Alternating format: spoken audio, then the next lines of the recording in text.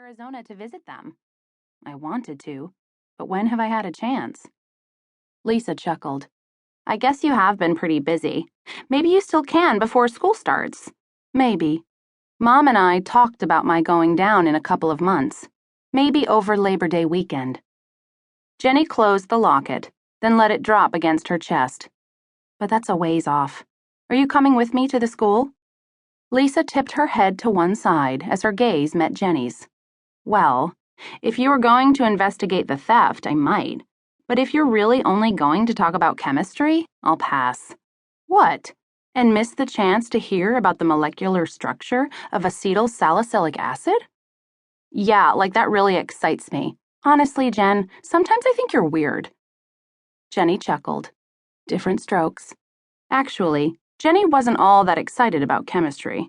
She mainly wanted a high grade point average for college, where she planned to study law. I know. It isn't that I hate chemistry, not really, Lisa said as she headed for the door, her copper-colored curls swaying as she walked. It's just that I don't think Mr. Mancini likes me, and the feeling is mutual. Why? Let's just say he doesn't have much patience for students with less than a 4-point average. Without turning around, Lisa added, Allison and BJ invited us to go swimming. Why don't you meet me there after you talk to Mr. Mancini? Sounds great, as long as Mom doesn't need me to babysit Nick. She doesn't, I already asked.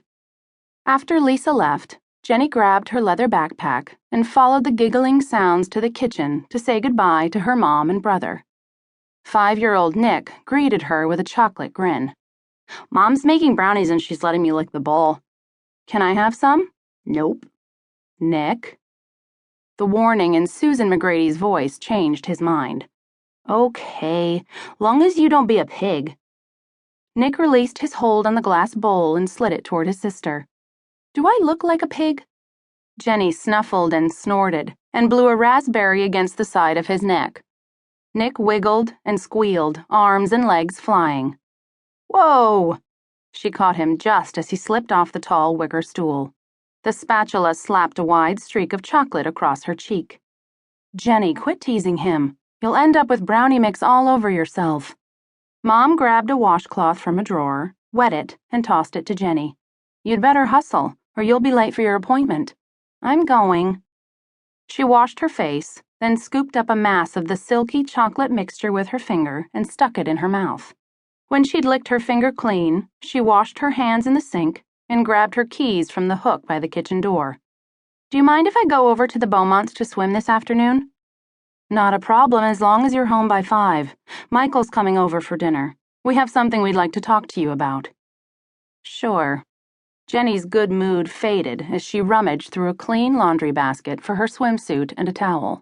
She stuffed them in a canvas beach bag, kissed Mom and Nick goodbye, and left. Jenny, wait! Nick caught up to her on the porch. I gotta ask you something. Can it wait till tonight? I have to go. His bony little shoulders rose and fell in an exaggerated sigh. I guess so. Okay. Jenny lowered herself onto the top step. I suppose I can spare a couple of minutes. Nick hunkered down with his elbows resting on his knees. If Mommy marries Michael and my real daddy comes back, will I have 2 daddies? The question took Jenny by surprise. Nick rarely talked about Dad since Mom brought Michael home. Not exactly. Jenny pulled Nick onto her lap and hugged him. Michael would be your stepdad. Oh, but what if my real dad comes home and finds out that Michael is my other dad? Won't he be sad? I don't think Dad will come back. But I know he'd want you to have a stepdad like Michael.